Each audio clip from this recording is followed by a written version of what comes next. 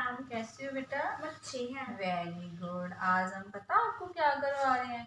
एक कहानी करवाएंगे, ठीक है? वो कहानी है एक ईमानदार किसान, ठीक है? मैंने वो फ्लैश कार्ड ले लिया जिसपे मैंने ईमानी कहानी लिखी थी, ठीक है?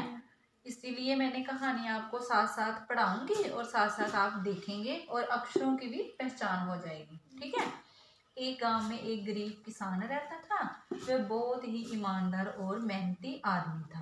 वह अपने छोटे से खेत में काम करता था और बहुत ही खुश रहता था। पूरे गांव में किसान की ईमानदारी के बहुत ही चर्चे थे। उसका एक दोस्त था जो उस गांव के राजा के यहाँ सिपाही का काम करता था। वह किसान से उसके घर रोज मिलने जाता था। एक बार राजा ने अपने दरबार में एक ऐलान किया कि उसने बगीचे में काम करने वाले का एक अच्छा सा कारीगर चाहिए जो उसके बगीचे के पेड़ पौधों और फलों का ध्यान रख सके। राजा का ये ऐलान सुनकर किसान के दोस्त सिपाही ने सोचा कि ये मौका है किसान से मित्रता निभाने की। मैं उसे यहाँ बगीचे में काम पर लगवा दूंगा और उसका वह मेरा साथ भी रहेगा और किसान का भला हो जाएगा। ये सोचकर उसने राजा से कहा कि महाराज, मैं आपके लिए एक ऐसे आदमी को लेकर आऊंगा जो ये काम अच्छे से कर लेगा। तभी राजा ने उस सिपाही को संदेशा दिया कि जाओ उस कल से ही बगीचे में काम करने के लिए कह दो। उसी वक्त वह सिपाही अपने दोस्त किसान के पास पहुंच गया और उसने किसान को बगीचे के काम की सारी बात बता दी और किसान ने भी काम करने के लिए खुशी खुशी हाँ कर दी और अगले ही दिन अपने दोस्त के साथ राजमहल पहुंच गया।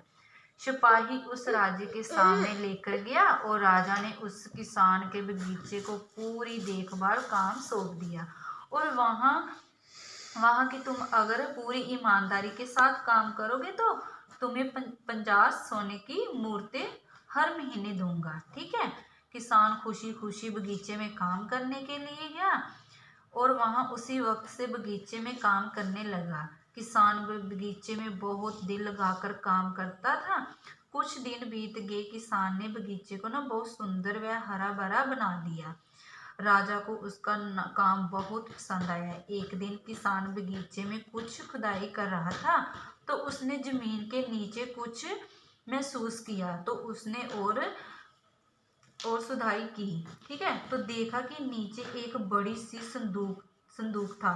किसान ने वह संदूक बाहर निकाला और खोलकर देखा तो क्या सोना और चांदी था बीच में, ठीक है?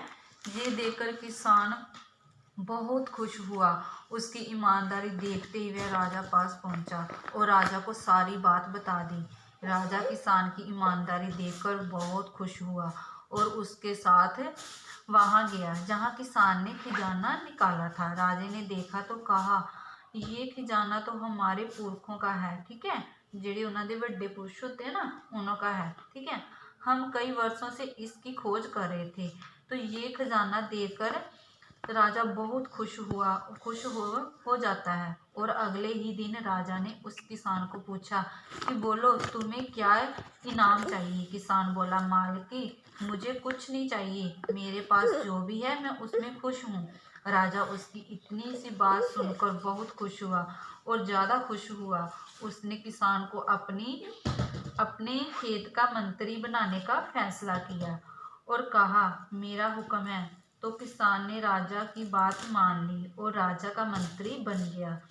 तो दोस्त, सबसे बड़ी ईमानदारी जिससे एक गरीब इंसान किसान से राजा का मंत्री बन गया, ठीक है? इस कहानी में क्या बेटा पढ़ा हमने कि ईमानदारी जो करता है वो बहुत ऊंचाई तक जाता है, ठीक है?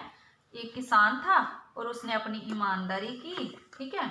वह उसके बगीचे में काम करता था, ईमानदारी की उसकी मूर्तें उनको दे देता था।